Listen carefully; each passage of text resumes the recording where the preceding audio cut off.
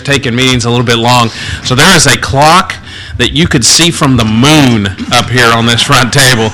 I probably need some sunscreen. We'll go ahead and call the meeting to order so she can flip that switch and we can all hear a big beep. Jason, I wish you could put that on camera just so that the folks on the internet can see it, because it's ginormous. Welcome everybody to the EMS committee. This was, my apologies, I did not select the 9 o'clock on the first day time. It was our turn in the barrel. So I appreciate everybody coming out. For those of you that are watching on the internet and for those in the room, a reminder that we are being broadcast live on the internet. Welcome, and make sure that you get to a mic to make comments so that those that aren't in the room can participate in the meeting as well. We have a little bit of a lengthy agenda today, so we're going to go through a few things, and we're going to just kind of hopscotch around a little bit. Well, actually, we'll start with number one. Lucille, if you could go get that ready up on the screen. We met again in April, and a work group got together to go through some of the things that we've been working on related to the large number and the increase in the number of ground providers in metropolitan areas. And we have a document that we've got put together that we're going to kind of review here, and then we'll take a little public comment on it, see if there's anything else that we are that we have not been able to answer in this yet. You may remember we've been working on this now for it'll be a year in November is when we really got started on it. And these are some suggestions that were made to DSHS regulatory about some ideas that maybe could be handled in rule that would help reduce the number or help make it tougher for folks who desire to do things fraudulently to survive in this business. Basically, to increase the regulations, make it tougher on those guys while minimizing the impact to the rest of us. And so we're going to go through those ideas and what the EMS committee has come up with. We've met in Dallas and Houston and in San Antonio, and we've come up and we've kind of narrowed it down to this document. So the folks that were there back in April, you see the names up there, and go ahead and scroll on down to the increased requirements on the administrator of record. So the group has narrowed this down. The EMS administrator of record should not be required to hold an EMS certification or licensure, since this role is administrative and is responsible for overseeing the business of the organization. Medical oversight should remain with the medical director of record.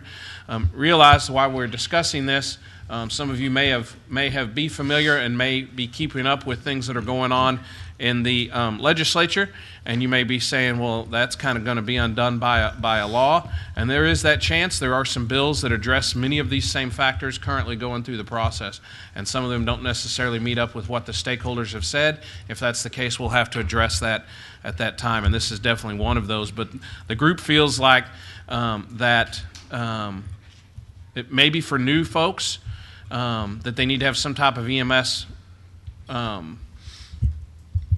or it could be suggested but not required, so for EMS certification. The next piece that the committee has come to agreement on with stakeholder input, they'd be accountable for department rule violations and subject to discipline, suspension, or revocation based on the severity of the violation. And one of the things I skipped over up here in the intro paragraph is that the EMS committee feels that the EMS administrator of record should be something that we move towards a certification or licensure. Not that there's that way that there's something to take away from them if they violate rules and if they knowingly take their department or their agency down through an inappropriate behavior, that there's something that they can be held personally accountable for. It's tough to do without a license or a certificate, because what do you do? I mean, how do you take that away? How do you tell them they can't be in the business if you don't have some type of ticket that you can revoke? There should be an administrator record background check. Must meet the same guidelines as certified personnel, plus they must not be banned from participating in governmental payer programs. And some new stuff out this week from the OIG kind of adds credence to that. The administrator record can only be an administrator record for one paid agency and 3 volunteer agencies concurrently, and that there should be a process for a variance if there's a local need for more than that. For new provider licenses, the administrator of record has to complete the administrator of record course before the new provider license can be given. Current providers would have 2 years to complete the instruction after the initial rule becomes effective, and then 1 year after hire or after appointment. So if the current administrator of record leaves and a new guy or gal gets it, they have a year after that appointment to complete the course. The course should be administered in similar fashion to the current course coordinator program, should be provided across the state to help alleviate travel issues for smaller volunteer type providers. The course should be a minimum of 40 hours.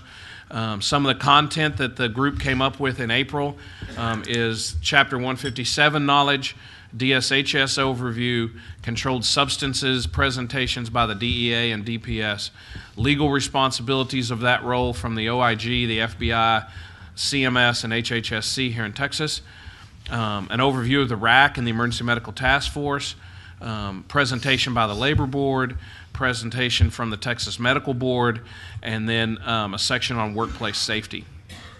Should be a minimum of 40 hours to put all that into. They need to do CE of 8 hours per year. And the administrator of record stuff that should be tied to the individual, not the agency. So if that person leaves during the grandfathering period, the next person that comes in has the remainder of the time to be grandfathered in, or if they come in brand new and they've not taken the administrative record course, they have 1 year to get it, but it's not tied to the agency, so they can't put one person through it and then just forget about it in the future. Some of the other suggested items to be addressed in rule that we've come to somewhat consensus on: background check requirements for new and renewal provider license. It is the feeling of this committee that should be done on everyone who has the same percentage ownership as CMS and HHSC requires to be disclosed. Same background check qualifications as certified personnel, and as the administrator of record, they should not be banned from participating in a governmental payer program. CMS is going to be requiring a compliance plan in 2014, or as soon as they get the rule written on that, and that DSHS should probably maintain a copy of that for all ambulance providers in Texas. Should be a business plan provided or required. It should be signed off for new providers, and it should be signed off by a Texas licensed CPA that it meets the requirements of the Small Business Administration. Should be some type of post-licensing evaluation that happens within 1 year of issuance of a new provider license. I'll tell everybody in the room in my discussions with DSHS personnel, they desire heavily to do that. They just don't have the personnel and the funding to do that. And I don't think we're probably going to see that out of this legislative session. However, that's something I think if we as stakeholders put in, it helps drive that process at the next budget cycle, that maybe we could get that started. So that's one of the reasons, even though we know they can't do it and they don't have the funding for it, we want to put it in as something we believe it should be done so that they have some justification to go ask for that money. Increased accountability on EMS personnel. This is the field folks.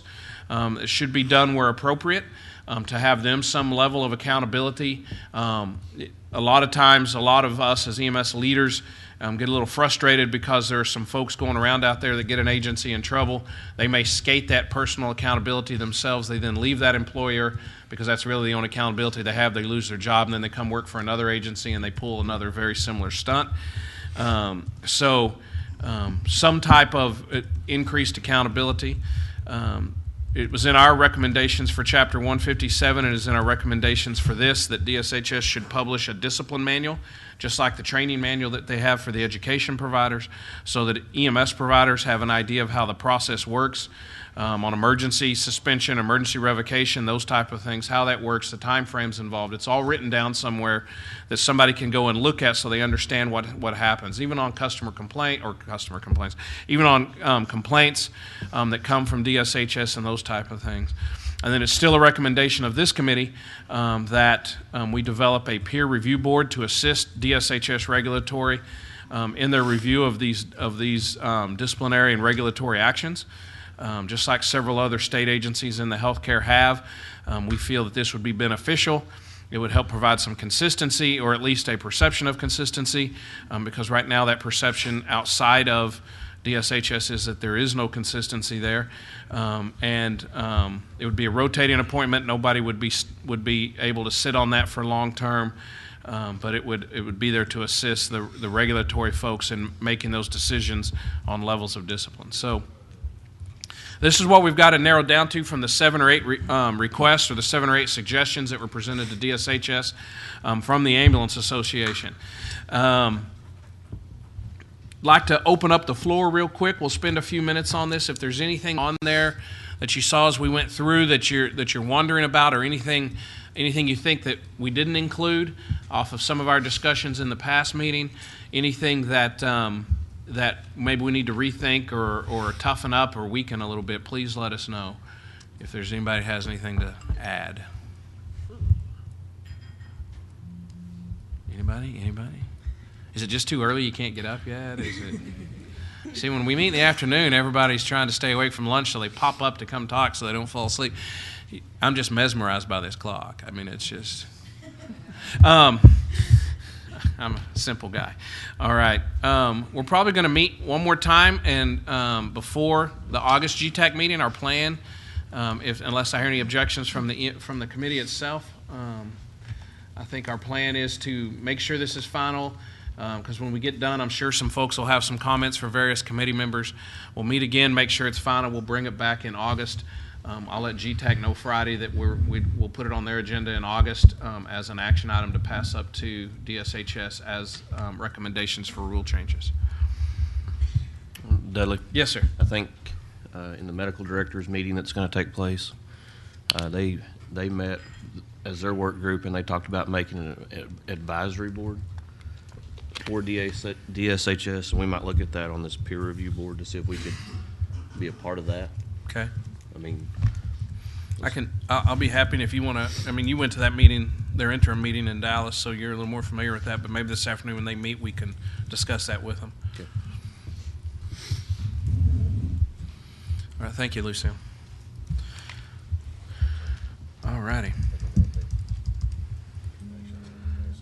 Do we have anybody here from EMSC? Come on up. I didn't get a chance. I just drove in this morning. I didn't get a chance to look around for you or nothing. So. That's me. So, good morning. Morning. Just like to introduce myself. My name is Sam Vance. I am the new EMS for Children Program Manager. Congratulations. So, thank you. Thank you. It's good to be here. Just a little bit about myself. I started in EMS back in 1987 with the City of St. Louis Emergency Medical Services. Worked there for about 5.5 years, and I went to work for the Metro West Fire Protection District out in St. Louis County in Missouri. Worked there for 14 years until I had one too many back surgeries, and they said find something else to do. So I did. I became the EMS educator for Ozarks Medical Center in West Plains, Missouri. In addition to that, I was also the American Heart Association Training Center coordinator. Then moved back to the St. Louis area and became the EMS outreach coordinator for St. Louis Children's Hospital. Worked there for 4 years, and part of what I did, I was also involved with the EMS for Children program in Missouri and Illinois. But I am happy to be here as the program manager for the EMSC program in Texas, and look forward to working with all of you. Like I said, I'm very happy to be here. Just a couple things that I wanted to point out for the EMS for Children program. In addition to being EMS Week next week, May the 22nd, that Wednesday is EMS for Children Day.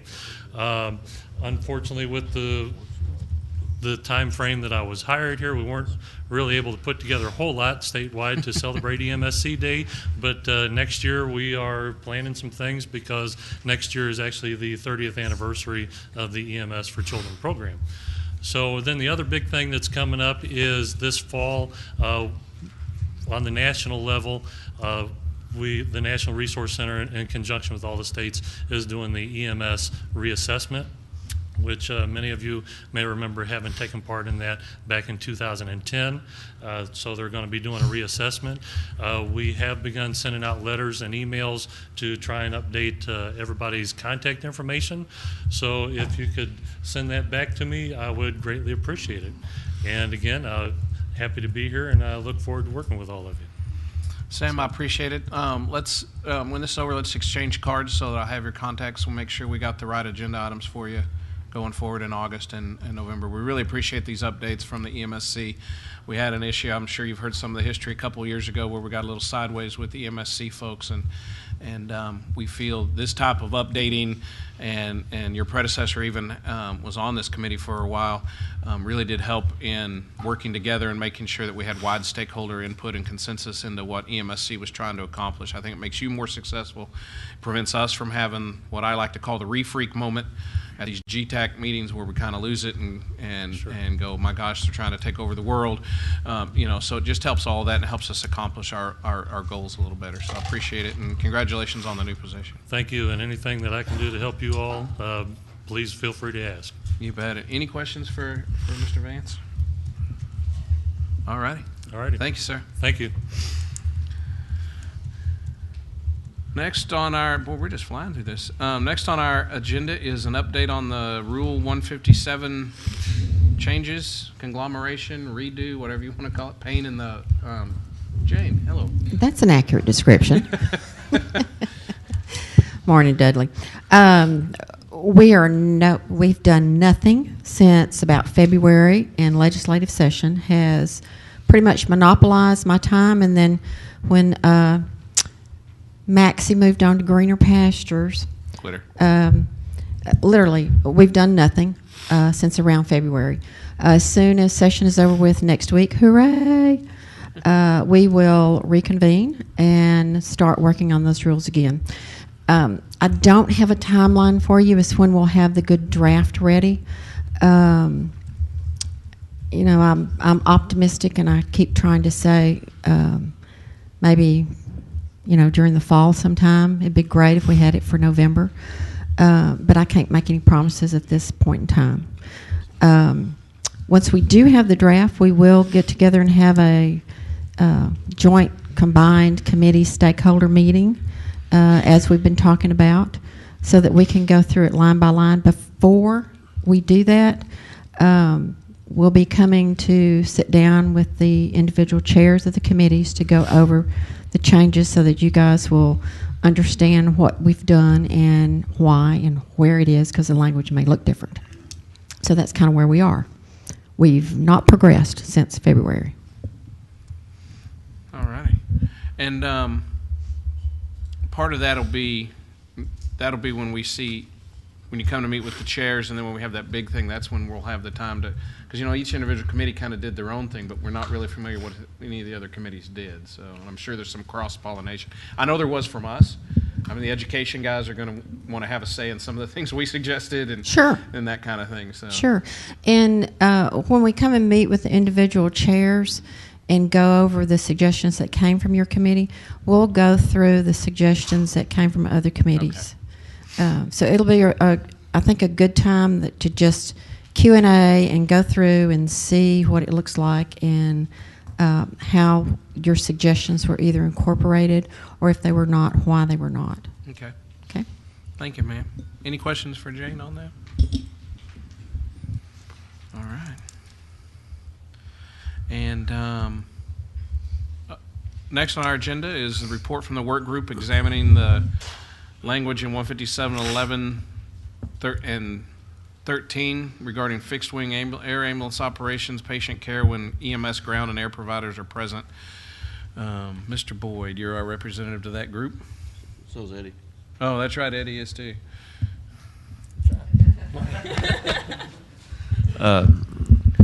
We verbally asked Maxie some questions prior to his departure, and at that point we were formalizing those into written questions. And since Maxie has departed, we've asked Jane where those questions need to go, and I know we're working on getting those into the process and getting those to the right person. So the questions have been formulated that we're trying to get written response on, and as soon as we get those back from that person, we'll report.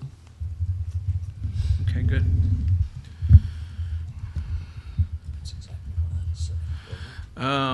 Next on our agenda, well, we're just flying through this thing. Huh? It's that clock. That's right. We're just nervous. I don't really know what happens when it gets to 0. But I won't be sitting in this chair when that happens, I'll tell you that. Because there's some wire running from that clock over here, so I don't really know what that is. But anyway. Your mic shuts off, so you shut up. Yeah, really, it shuts all the microphones off. Okay.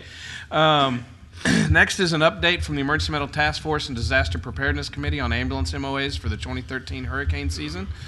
I don't know if I put this on this agenda or if they did. Is there anybody here from the disaster committee or the emergency medical task forces that would like to come up here and scold us for not getting our MOAs signed? All right, well, I guess I'll just do that. So we have 16 days to the official kickoff of the hurricane season. There is actually a bunch of folks running around that do meteorology for a living that are saying we may actually see the first tropical development before the 1st of June. But we've had that a couple of times in the past as well.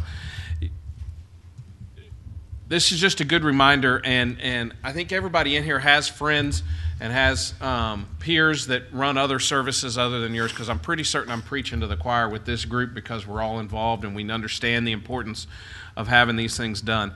But the MOA process changed, and on December 31st, your MOA with the state of Texas and DSHS to respond to statewide disasters became null and void.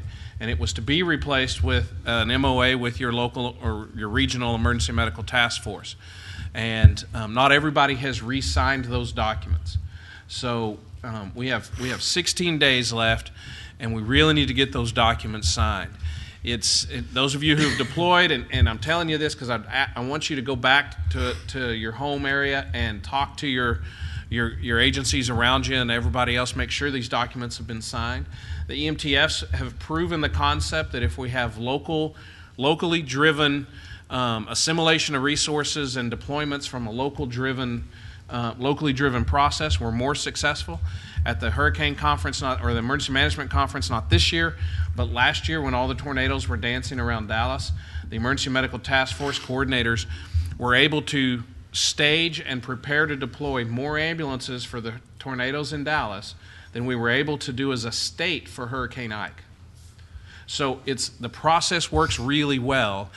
The concern is that we're going to use resources, or that we've got agencies out there that have not signed those MOAs. And so you've got to get those things signed. That's how you get paid. And you don't want to be running around trying to find a city attorney and a city manager or a county judge at 2 in the morning when a deployment has to happen for something to try to get that signed so that you can go participate and get reimbursed. So please, please, everybody you see that runs an EMS agency over the next 16 days, ask them if they have their MOA signed. And if not, point them to the website, call your EMTF coordinator on your cell phone and hand them the cell phone. Do whatever you have to do to get those MOAs out there and get them signed, okay? It's just really important. I don't know what the numbers are, and I may just be talking just to kill a few clicks on that big clock, but I do know that there are agencies that were signed up. We have agencies that never signed an MOA with DSHS that are signed up now on MOAs, but we have a lot of agencies I know of that had signed MOAs with DSHS that have not signed them with the EMTF. And so that's where the concern is, because those guys are the historical deployers. They're the ones that we're always relied upon in some of those big deployments. So just remember that and try to get those done. Any questions about that? Any concerns? Anything we could take to the disaster committee? Have you heard anything out there about those MOAs? Or anybody concerned about them? It's almost identical language to what we signed with the state. It's going through the racks now, the lead rack of each EMTF instead of back to DSHS. So it works, but it's the same process. All right. Update on drug shortages and compounding pharmacy issues. Anybody have anything to share? Anybody in the audience want to talk about that? Anything new, unusual? Jane, do you have anything you need to share with us on that? No, not this time. I know for our agency, bicarb, atropine, and D50, we've been struggling to find.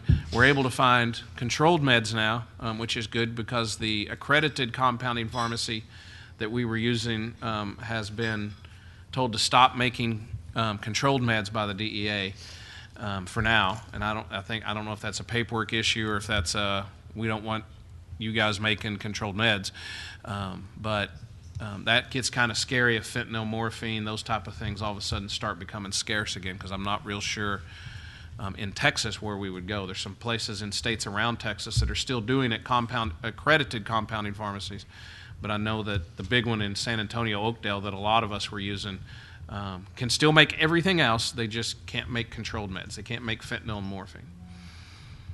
Yes, sir. I think in our area, we couldn't get D50, so we just gone to D10. We can get plenty of D10. It sort of fits the needs of the patient better anyhow. I don't know why we would have to send the patients up before they get to the hospital. But if you use D10, they don't wake up nurse quick, so that protects their brain, and they don't wake up until you have them to the doctor. So they can't confuse. What that was, it was about D50. It's what our agency's done too. Is a lot of folks are just rolling over to D10 in a 250 milliliter bag. It's the same amount of sugar. Takes a little longer to infuse it, so you may not get them awake and alert and able to refuse. So you may end up transporting a few more of them. But there's some agencies. When we ran out of D50, it's been 3 years ago now. There were some agencies around the country that I've talked to that switched to D10, and when they got D50 back, they stayed with D10 because they found out the patients waking up on D10 weren't as apt to come up swinging as some of our diabetic patients are after D50. And so they woke up much more gently and less traumatically, which I know our field crews appreciate, as well as the patient and their family appreciate, that we don't have to lay down on them and hold them down and restrain them until they get somewhat A&O times 4. So that may be actually a benefit of the drug shortage on D50. So, anything else on drug shortages? Any other secrets to success? I'll just say it again. Remember, accredited compounding pharmacy. They have websites. You can go see if your compounding pharmacy is accredited. There was another issue a couple of months ago with a compounding pharmacy, or a quote-unquote compounding pharmacy, that was making up pre-filled bags of, I believe, magnesium sulfate, and none of it got administered, but somebody, and I don't know if it was here in Texas or it was somewhere down here in the South. Anyway, the nursing staff in the hospital pulled a bag out, was going to administer it to a patient, did the right thing, thankfully, looked at the bag of fluid and saw some black things floating in it. So they pulled it, sent it for testing, and it was actually mold floating in there. So could have been another huge detrimental thing. The organization they got it from, although said was a compounding pharmacy, were not an accredited compounding pharmacy. So all the education people are out in the hallway laughing at me because I keep saying that.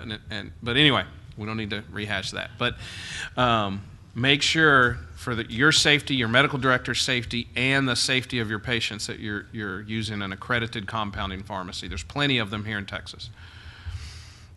Next on our agenda, if there's nothing else on that, is a presentation from the Trauma Registry on EMS data analysis. And Tammy, you want to introduce, it's Tom, right? I'm horrible with names, but it's John. John, see, yes. I told you. No, thank you, Dudley. Thank you for giving us a few minutes of time on the agenda today. John Helstein's epidemiologist with our program, has been with us for a very long time, and he and Chrissy Metzger have worked on the EMS data, the 2011 data, and that's what they're going to be presenting to you today. John is going to be presenting to you today. And he'll let you know kind of what some of our goals are in showing that to you. So thank you.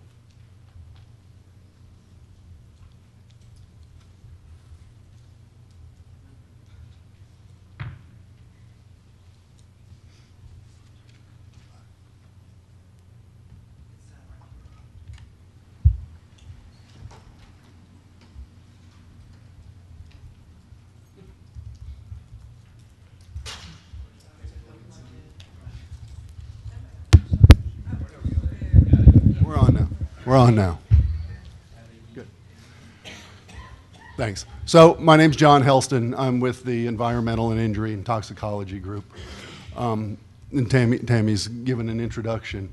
As you're probably aware, the Trauma Services Committee has a work group to help with the Trauma Registry as we implement this new revision.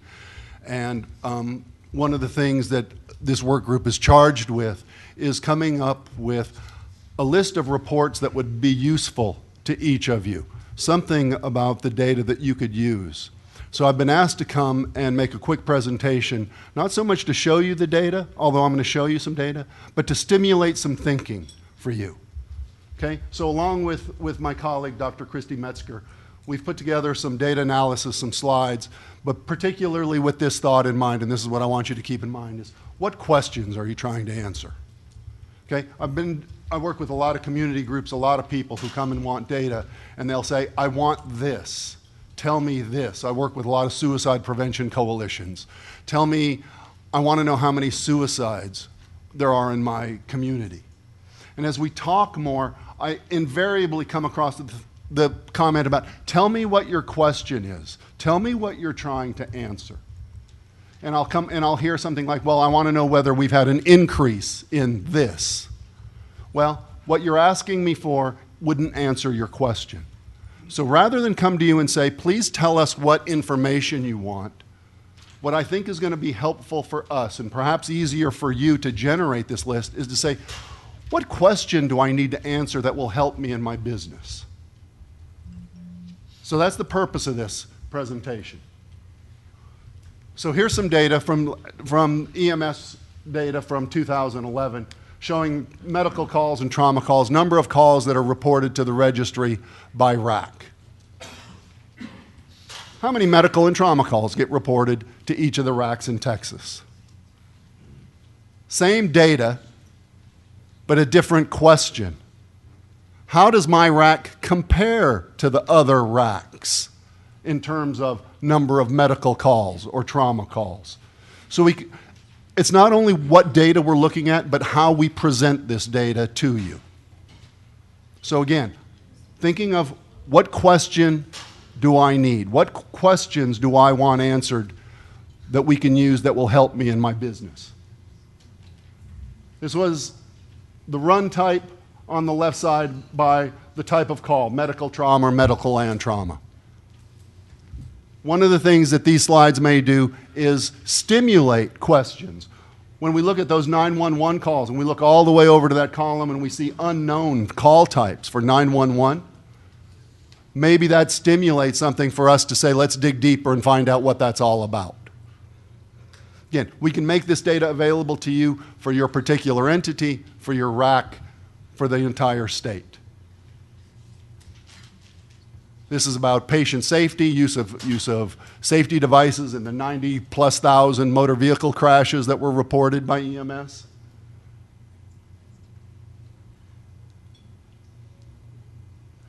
We did some things looking at patient care times, time from dispatch or time from the call to arrival on the scene. And we looked at it by difference by illnesses or events, cardiac arrest events versus motor vehicle events. Maybe this is your question. How do we work differently with these different types of illnesses or conditions? Here's the same type of thing, and this is how long we're on the scene.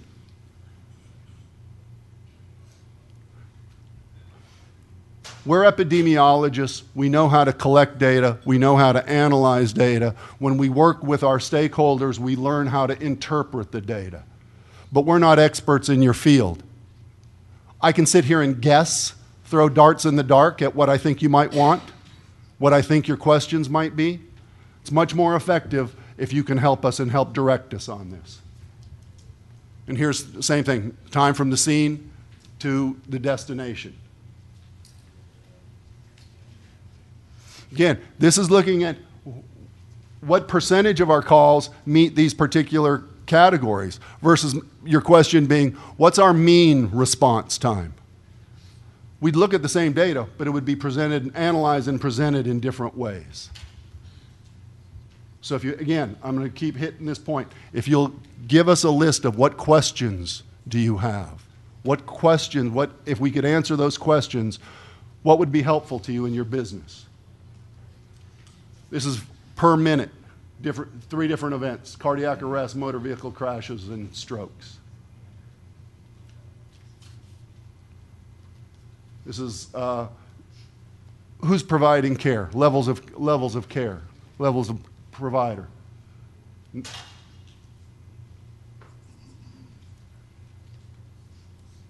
Or here's about treatment and what the types of treatment that are being provided for particular populations.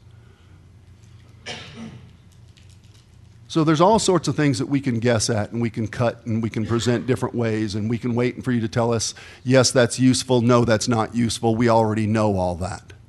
But again, what I'm trying to encourage you to do is say, in my business, what are the questions that I need answered that would be helpful to me? If I could get these questions answered, we could provide services better. Our business would run better. Okay?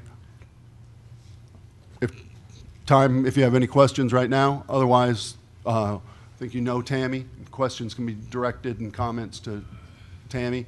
Please, I'm not sure who your representative is to this work group. Please let your representative know about the type of reports, the questions that you would like to have answered. Thanks very much. Any questions? You don't think I'm off the top of your head? I thought of one. I just thought it'd be interesting to see what the fractal response time was. Oh, hang on. How about that? I just thought of one. I think it'd be interesting just because of some things going on in our home shop. I think it'd be interesting to see a fractal response time for the whole state based upon type of call. Cardiac arrest, motor vehicle collision was a good start, but you know, what are some of the other time-dependent pathology, STEMI and stroke? So I think that would be good. Brian's our representative, and Tammy, were you sitting for him this time? Okay, so Tammy can take those as well. Anything from the audience? Anything you'd like to share with us about that you'd like to see? Yeah, Doc, come on up to the microphone. That way everybody gets to enjoy you. And you get a good view of the clock from there, too, so. Oh, don't worry. When you step around that table, you'll see it. No,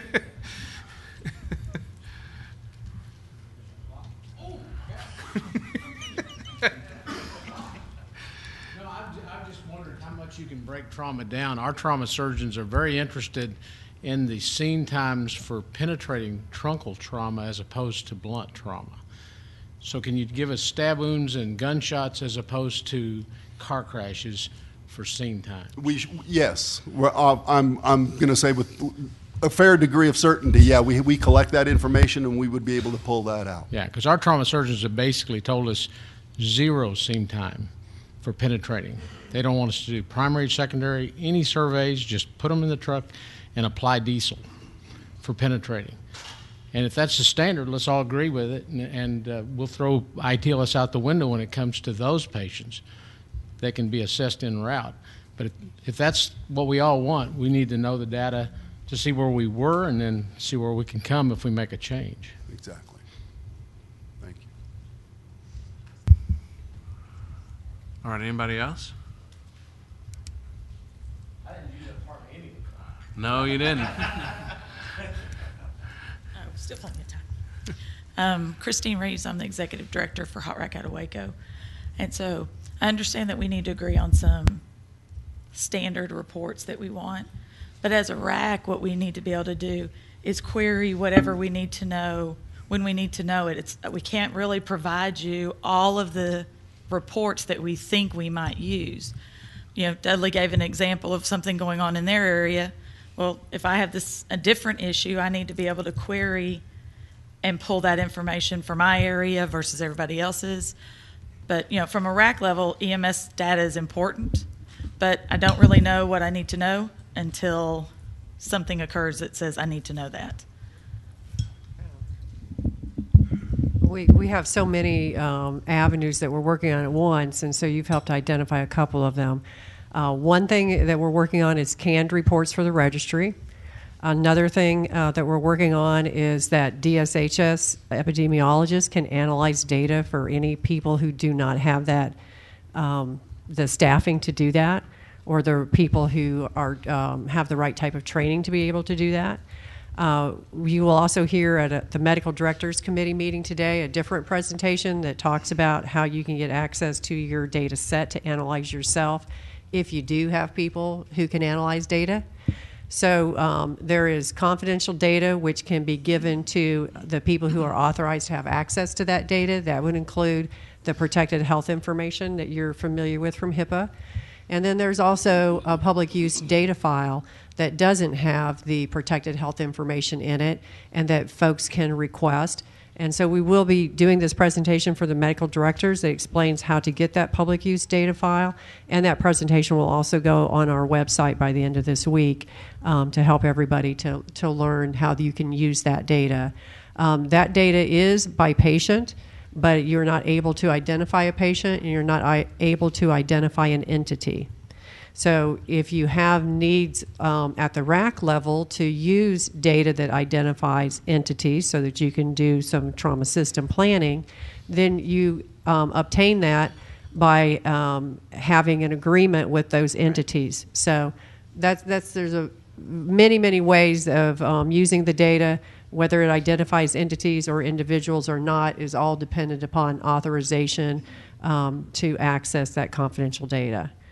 But the public use data file, which doesn't identify the entities or the patients, is also a very rich source for looking at patterns and is very helpful to understand all these things about times. And there is some geographic information in there as well, so that you can look at the RAC level, even using the public use data file. So we're happy to answer any more questions as people become more familiar with what the options are for obtaining either the raw data from us or from getting analysis from us. So we do realize that there's no way we're going to meet everybody's needs by creating canned reports. And so that's why we're saying, if you want to ask what your questions are to us, that we can provide that analysis for you. I'm not sure that everybody is aware of that, so we wanted to make sure that everybody knows that. If you are able to do the analysis, we can also provide the data to you depending upon the level of access that you're authorized to that data. Thank you. You're welcome. Anybody else? That's actually a pretty cool feature. You guys being able to do that data analysis for us, because I mean a lot of times that's just above the sophistication level of a lot of EMS operations, smaller EMS operations. Yes, and it is, like John was saying, it is an art to work with people, because they're trying to be helpful, so they'll try to tell you what it is they think they need. But as John was saying, if they just tell us what questions they're trying to answer, we can help them to understand what kind of data would answer that question. Anybody else? All right. Holy moly, the world's exploding. Thank y'all. Just trolling on through. And Tammy, do you have a report on the Trauma Systems Committee Registry Work Group? No, he asked me to go to the meeting, but I didn't get any. No report yet, okay. We have to feel bad for Brian. He's stuck in Denver in some conference.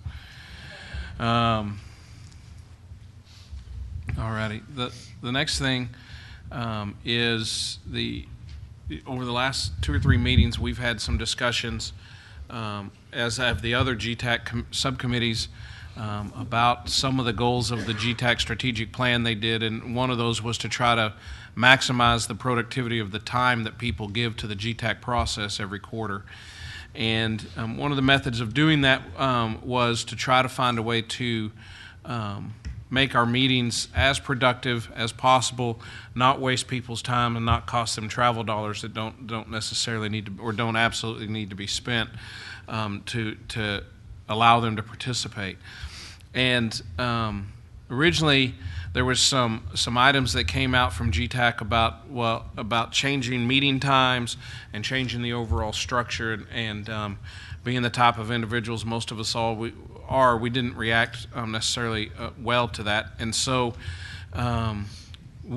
most of the committees, I did a survey, it was a huge response to that. Most of the committees sent back their thoughts on the GTAC options that they presented, and GTAC listened to those at the November conference. They committed to working with what the GTAC rules and regulations have set up called the Executive Committee, which are the committee chairs and the chair of GTAC. That group has met 3 or 4 times now, and have taken a little bit broader look at how we can maybe change our meeting times, and instead of getting hung up on how long what committee needs to meet and who needs to meet when and where and all those type of things, the first thought was to try to present some suggested schedules out there that we think could accomplish the same level of work that gets done, but maybe do it in a little bit more concise format, basically cramming it together in a much tighter set of times. And so I sent this to y'all to look at. We're going to put it up on the screen and we can kind of review it. It basically starts off, one of the things GTAC wants to do, and one of the things that came out during their strategic planning that I think a lot of us really did appreciate, is that GTAC has realized that without the advisory council's involvement in the subcommittee's direction, the subcommittees could and have in the past, and we've been guilty of this just like others have, we can kind of start developing our own work and go off in down lanes that maybe are not our lanes to be worried about or to be dealing with issues on. And I know a lot of us could think of times that has happened with other committees that have affected us as EMS providers. And so one of the things that they wanted to do, and the executive committee kind of wants to continue to push forward, is that the GTAC process would begin with a 1-hour GTAC council meeting, basically to review the agendas, to talk about any last-minute issues that had come up, and to make sure that the work was in the right lanes and that everybody would know what all the committees were working on. And this would avoid some of the issues we've had where we're sitting in the education committee and they start talking about what color we should paint ambulances. And we're like, hey, wait a minute, why are they talking about that and not us? So it's basically to help bring some consistency and an overview of what the 2-day GTAC process will hold. There's spots in all of these suggestions. There's 5 different schedule suggestions we're going to look at. All of them allow for 10 committee meetings, which is good because we have 10 subcommittees. Begin day 2. The day 2 starts at 8 instead of 9. And at the end of the schedule, there's a 2-hour instead of a 3-hour GTAC meeting, with the thought being that you get all the DSHS reports, you get all the committee work lined out and coordinated on day 1 in the first hour, that the report back and the action items and things that would need to be done at the follow-up meeting after the 2 days of work could be done in a much shorter format, and it wouldn't take the full 3 hours. There may be time that it pushes on a little bit past that 2 hours, just like it goes past the 3 hours now, but the thought is we still have the 3 hours of the council meeting. It's just they're divvying up what they're looking at in those 3 hours. So we'll start off down through this, and what I'd like to do is go through all 5, and then we'll take some committee input as to which ones you think would work or not work, and then we need to assign some priority as a committee that I can take to GTAC on Friday. So Schedule A is, I believe, it has 1 hour for all 10 committees. Would start with a 1-hour GTAC meeting on day 1 from 1 to 2, and then the committees would meet until 6 o'clock. The next day they would start up at 8 o'clock and they would go until 2 o'clock, and then GTAC would meet at 2 o'clock until 4 o'clock. There is no time built in for a lunchtime on day 2. But the thought was if we're really trying to do this as concisely as possible, folks can step out and get something. They can come back in. They can plan their lunch around whatever committee that they don't want to attend or don't need to attend on that cycle. They could brown bag it. They could do anything. But we're getting the whole process done in basically a day and a half by cutting all the committees down to an hour. Option B is one of the options we looked at. It's just we're not overlapping times. This is one of the options that came from GTAC. Everything's at 50 minutes, and that gives the 10 minutes in between, gives a little overflow time in between meetings, and gives time to flip meetings so that if somebody goes right to the 50-minute mark or even a minute or 2 over, you're not into another committee time. Exact same schedules we looked at before, just with a 50-minute block instead of a 60-minute block. Option C starts at 10 o'clock on day 1 with a 1-hour GTAC meeting, and then hour and a half committee meetings, ending at 6 on day 1 with an hour in the middle for lunch. Starting on day 2 at 8 o'clock, everybody having 90 minutes, and that wrapping up at 6 o'clock on day 2 with a 6 o'clock to 8 o'clock GTAC time. on day 2. So we'd start around 10 in the morning on day 1. That would allow folks who fly in, drive in, however they get here. It would allow more folks to come in on day 1. And then on day 2, get over at 8 o'clock. Although it's a long day, we would be done. Those that have to travel great distances would probably need to spend that night. Others would be able to drive home that night and get back with only, and be able to do the GTAC process with only one hotel stay night. So and every committee has 90 minutes in this in option C. Option D starts at 9 in the morning on day 1, goes through a series of 1-hour meetings. I guess there's 2 of them there, from 10 to 11, 11 to 12, an hour off for lunch, come back with hour-and-a-half meetings that end at 5:30 on day 1. And then on day 2 starts at 8 o'clock and comes in with an hour-and-a-half, an hour-and-a-half, an hour-and-a-half, an hour off for lunch, and then 2 more hour-and-a-half meetings. So it offers a spot for 2 committees to have 1-hour meetings, and then comes back with everybody else having an hour-and-a-half. And one of the things that we talked about on that you can kind of see here, and you're going to see it on option E as well, is the ability for some committees said all they need is an hour. Other committees said, and like ours, when we're meeting in between time, and education's the same way a lot of times, if they're doing a lot of work in between the main meetings, they may not need that full 90 minutes every time they're here. So it allows us to say, hey, we've got a light agenda this time. Can we have one of the 1-hour time slots? Or there's committees that said they only need an hour. They would be permanently assigned there. Or they could rotate. Hey, I know we said we only needed an hour, but I think we're going to need 90 minutes this time. So anyway, it gives a little flexibility in meeting time. This ends up with the 2-hour GTAC meeting on day 2 getting over at 6:30 in the evening. And so still a 2-day format. And then option E. And option E starts at 8:30 on day 1. You have an hour-and-a-half meeting after that, and then you have 2 1-hour meetings with a lunch break. And hour-and-a-half, an hour-and-a-half. You get over at 5 on day 1. Start at day 2 at 8 o'clock in the morning. You have hour-and-a-half meetings up till noon. You come back with 2 1-hour meetings after lunch, and then you go to a 3 o'clock to 5 o'clock GTAC meeting, getting over on day 2 at 5 o'clock.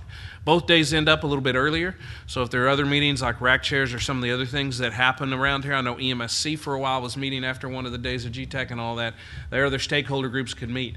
One of the things the executive committee did talk about was that although the stakeholder groups that have formed around GTAC that make GTAC a week long for some of us are important, GTAC really does feel that they need to set their schedule for what is best for the stakeholders of GTAC, and then allow the other stakeholder groups to kind of refit themselves around that however they think that's best possible.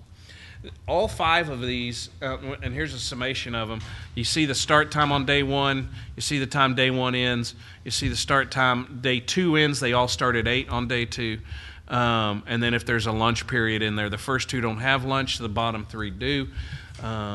There's 10 1-hour meetings in the top 2. There's 2 in D and 5 in E. And then the number of 1.5-hour meetings correspond to make a total of 10 meetings in each schedule. The GTAC Council really does desire to be more participatory, and it was one of the things they identified in their strategic plan. And a lot of those guys a lot of the folks that sit on GTAC participate in the committees, but there are a number of folks that do not participate in the committees. And a lot of it may be just time commitments and things in their regular full-time job. And so one of the things that they've committed to is more participation, and more participation in the subcommittee so that they have a better handle on what the issues are, so when it comes forward it won't take as much education to get them to understand what we've been doing in this committee or education's been doing for the last 9 months or 12 months, because they're going to be a part of that. They've committed, and you see it in this schedule, of being here for the 1-hour pre-meeting and then staying all the way through both days and finishing up with their 2-hour conclusion meeting at the end. So that's the level of commitment from the GTAC Council. I know that sometimes change is difficult. I think all of these schedules have pros and cons, and there may be other options that were not thought of. that somebody may sit here and go, hey, what about this or what about that? But I'll be quiet now, and I'll let the committee talk about what you see in these 5 options and what your feeling are. Oh, that means you want me to say something.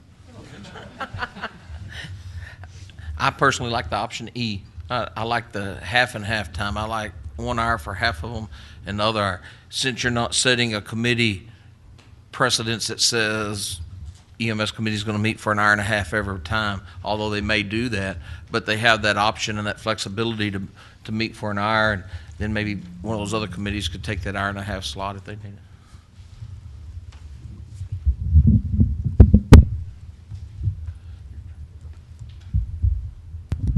For those that are going to be flying in, does it really matter between D and E? Does that extra 30 minutes? I usually drive, so it's not an issue for me, but that'd be my only thought. I like E as well, but it's 30 minutes earlier, so one's flying in might have a little harder time getting here in time. It'd be interesting to hear from some of our El Paso and Panhandle folks that do fly, because I know that was one of the, when the executive committee was talking, that was one of the things they looked at with the 10 o'clock start time, is that gives, and I know when we meet in Austin as a subcommittee, we got folks, we had some representatives from El Paso on the committee, we have some folks from the Valley, and some people from the Panhandle. If they were coming in on Southwest, it gave them a chance to get to the airport and get to the meeting before 10 o'clock, so that may be a factor there as well. Others?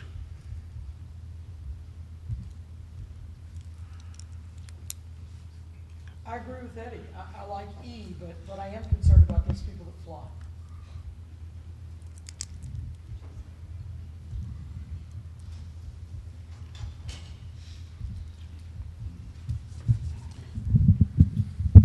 I would suggest to the state as well, and it's just a suggestion, that if we do rack chairs, it'd be great to see it on day 1. That way those that are leaving, that have to stay 1 day can limit their stay to 1 day and might be able to save that hotel.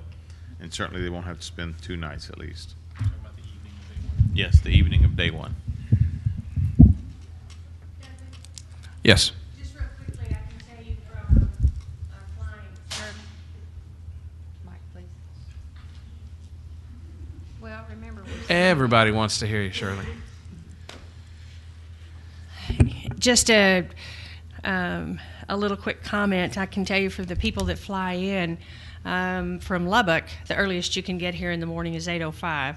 And when you consider the traffic from the airport over here, wherever we're meeting, it certainly takes a little while. And I think Amarillo is even later. So just looking at the schedules from the Panhandle, if you're going to fly in that morning, the 8:30 is not possible. 9 o'clock would be squeaking it in, at least from the Lubbock folks. Okay. It almost seems like the E version would be best if we started at 9 and ended at 5:30. I know that's not an option, but the concern with the concern with the option D is if you have more than 2 committees that needs working time, it really mandates that these groups meet in between meetings. The way I see that, which is good. I don't have a problem with that, but it's hard to make them all.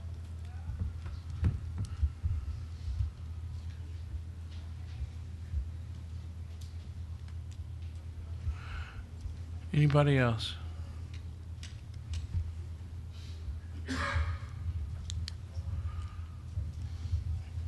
Anybody from the audience want to chime in? You're going to have about 10 chances between now and Friday morning, but anybody else want to chime in? Come on up to the mic, man. Come on.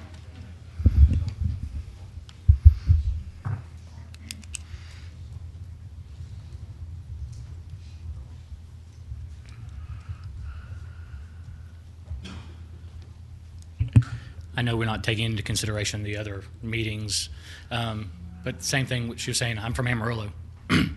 If it's 6:30 or 7 o'clock at night, I'm not going to get a flight back that night. So I'm staying 2 nights no matter what. I would much rather come in the night before for other meetings and have those meetings than spend a 3rd night because, excuse me, after 6 o'clock at night, I'm not getting a flight back. I can get to Dallas, but I can't get back to Amarillo. So I like the earlier stop times. So. Okay. Anybody else?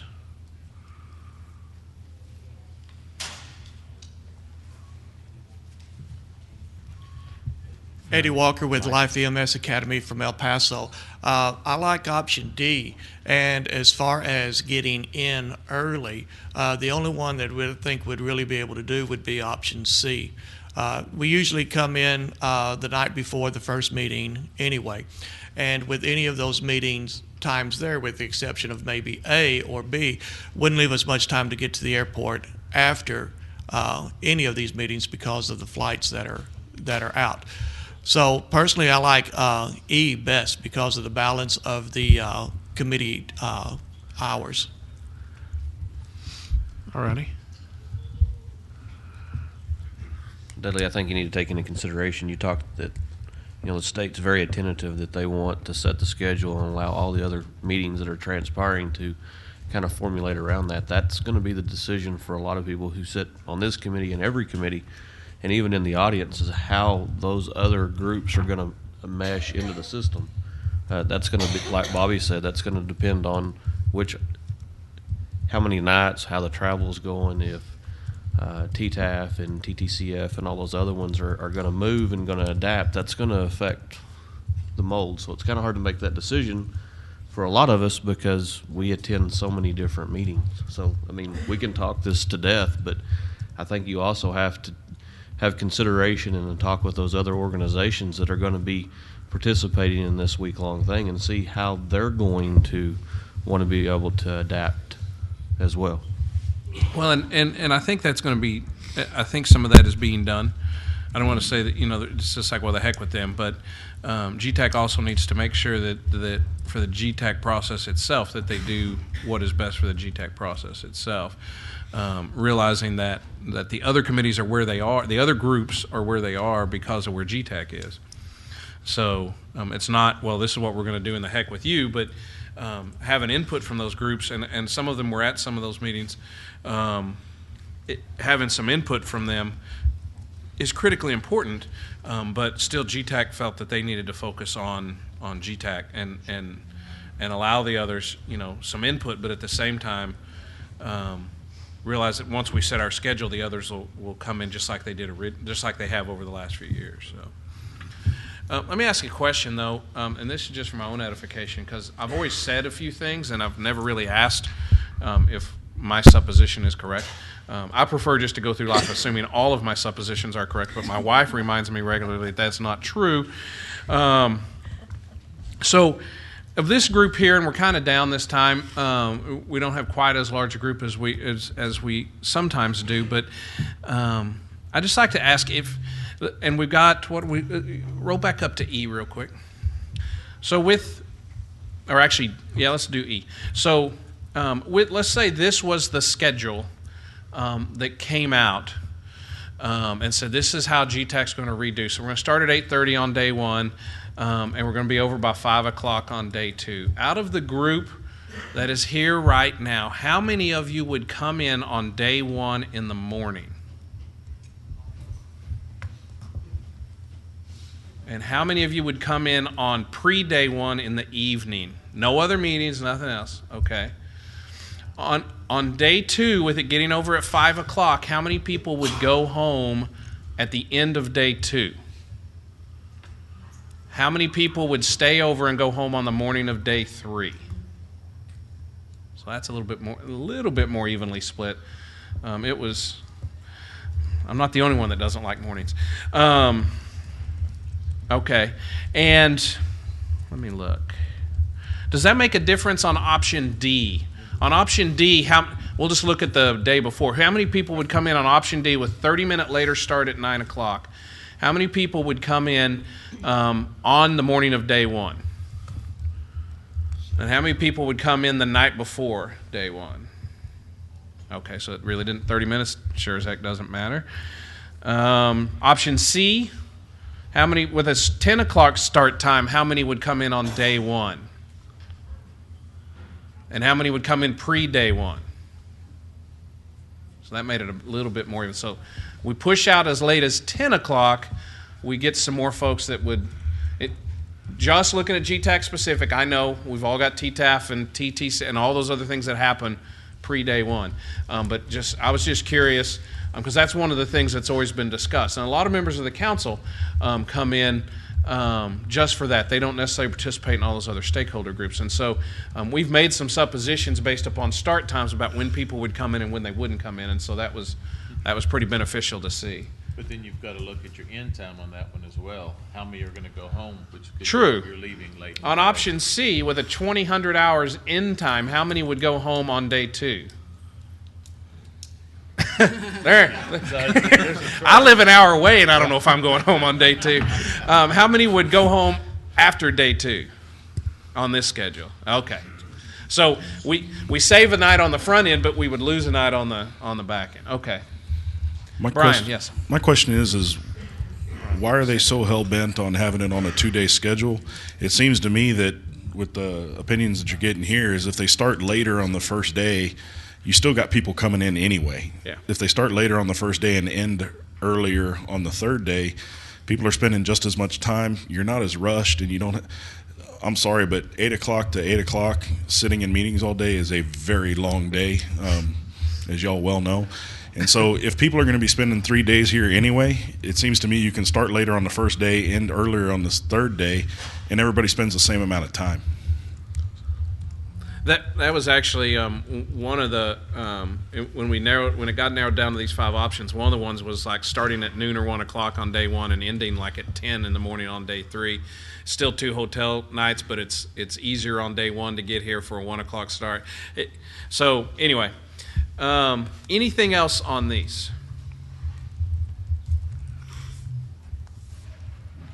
Priority.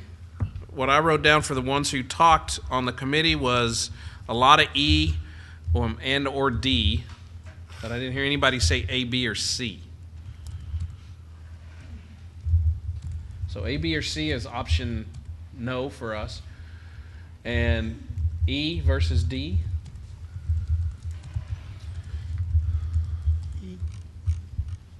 D with a 9 o'clock start time. You said E. Oh, E? E. It does have, it does open up the opportunities for different length meetings a little bit better. There'll be a little negotiating back and forth about who gets those and that, but I don't think it's insurmountable. And it makes us more flexible. Yes, ma'am.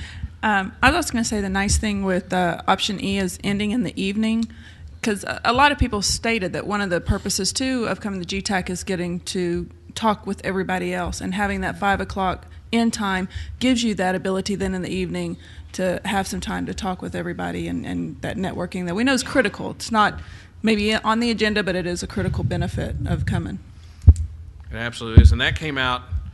Well, that's come out since we started talking about this pre-November. Is that a lot of times the most valuable part about GTAC isn't what happens in these rooms; it's what happens outside of these rooms, and so that is another big deal. And this does offer that by getting over at 5 o'clock on both days.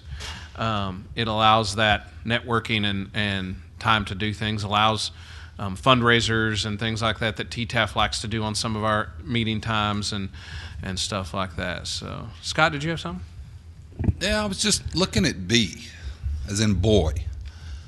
And some of my thought process is I totally get GTAC's got to make this decision based on what's best for GTAC. But at the same time, I think we got to appreciate the needs of the other groups that are meeting that take advantage of this week. True. And when I look at B, I'm thinking if we start GTAC at 1 o'clock in the afternoon, then that gives the morning of day 1 for TTAF, registry work groups, EMS subcommittee work groups, or ever who, to come in. Even some of these people that are flying in and can't get to this location till 10ish, gives them a couple hours in the morning to work on their work groups or attend whatever those sideline meetings are there. Day 2 ends at a pretty decent hour so that they can fly home and get back to where they need to be. So, I don't know, just something about B looks attractive, I guess, for some reason. Thanks, Scott. I like the later start on day 1, because I like the later start on any day, but I like the later start on day 1. I think there's concern by a number of committees. Some committees said, we'll just cram our stuff into whatever time we're given, and we'll just get our work done when we get our work done.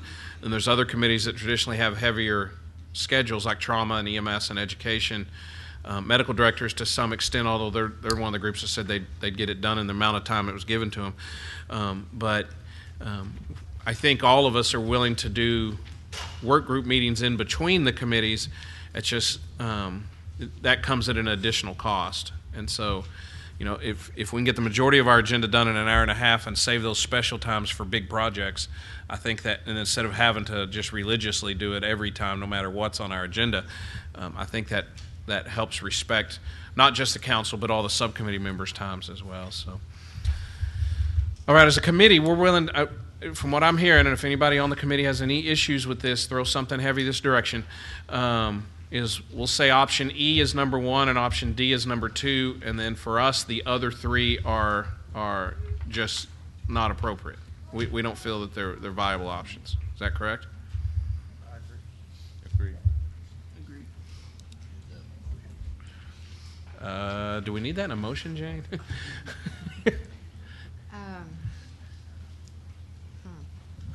I don't know if we do. Well, what they ask you to do is to rank order file. Okay. So rank each one from, I guess, most or least objectionable to most objectionable, or the one that you would prefer. Best to worst. Best to worst. So if you would rank each one of them, Dudley, and not just select the one. Okay. Well, 1 and 2 are easy. 5. Hey, we're EMS people. That's what I wanted. But is there, out of C, B, and A, are there any? I will represent it that they all wound up 5, but that we were corrected that we needed to have a 3 and a 4. They'll accept that because I'm an Aggie, and they'll know that I have issues. So it would appear that although C has a horrible end time, that it's longer meeting times. True. We could do just 1, 2, and 3, 3, 3. That way that we're not skipping. Now they're priority. Tied for 3rd. How's that? How about 1 through 5? EDBCA. What was that? I'm just thinking because of stakeholder input. EDB, yeah, EDB, True. CA. C gets lunch over the no lunch day, I guess. Okay. So. EDBCA with B. Yes. Probably. Stands for something. EDBCA. Okay, it works. Yeah. Whew. All right. Everybody okay with EDBCA? Jane got her way. She made us get 1 through 5. Then I won't have Vance looking at me sternly. I don't know. All right. Anything else on this before we close this out? All right. We have some time for general public comment. Anybody in the audience have anything we haven't talked about you want to bring up? Anything? According to the giant clock, we have 17 minutes left. It's painful to watch your life tick away by the second in really giant red numbers. I'm just telling you. Anybody? Anybody on the? Oh, you had to go there, didn't you? Texas Tech colors. Can we have a maroon filter over the clock for the next EMS committee meeting? Anybody on the committee have anything we haven't talked about? Anything on our next agenda? Do we want anybody want to suggest a meeting time to finalize for the August meeting so we can present that document to GTAC? Ozona. We could go to Spearman and meet in the break room at the Piggly Wiggly, but. This is true.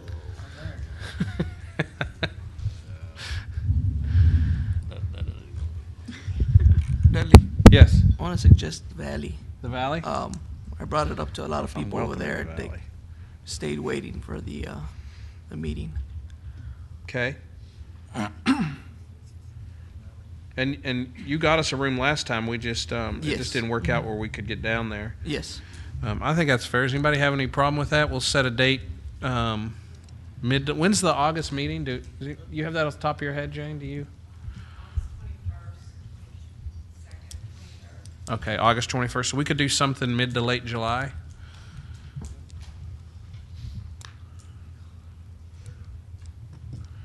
Down in the valley. As far away from you as possible, Justin. I'm going to get you as many Southwest frequent flyer miles as I possibly can.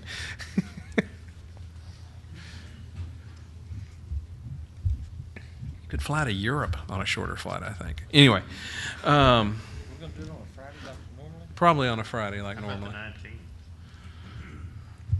Let me look. That's just,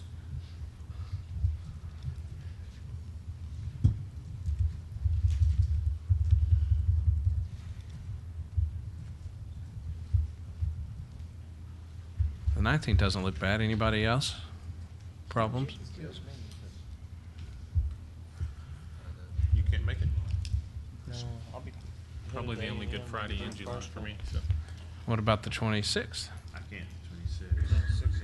It's a municipal school week. Uh, Or the 12th. What about the second? 12th is bad. Wait, what? The second of what? August. Yeah. Push came to shove. What about the 9th? Ooh, 9th's not good either. Man. About the day before GTAC. How about the day before GT? Hey, There you go. there he is now. In the valley. Oh. And when will these times change? Will that go into effect before the next? No, it was going to be February, right? I think was what the kick. Or were they going to try to trial it? No, because conference is messed up. So Well, they were going to, the plan, as I understand it from our last GTAC meeting, was that whatever we come out with today, that we're going to do a trial on it in August. That was what was discussed. okay. Well, then we might be able to squeeze something in, depending on what their schedule is and what day we're going to be on. That might work to our advantage. True. It's not in the valley, is it? No, it would have to be here, obviously, Yeah. or wherever we're at. Okay, let's see how that goes Friday with GTAC, and then we'll throw the dates out, and we might be able to do it that day before. It's not going to help in the valley. I would like to try to get down there, and maybe we could do one on the 26th in the valley if we absolutely had to. But let's see. Let's see what happens Friday. What the meeting schedule is going to look like in August for sure, and then we can make that change.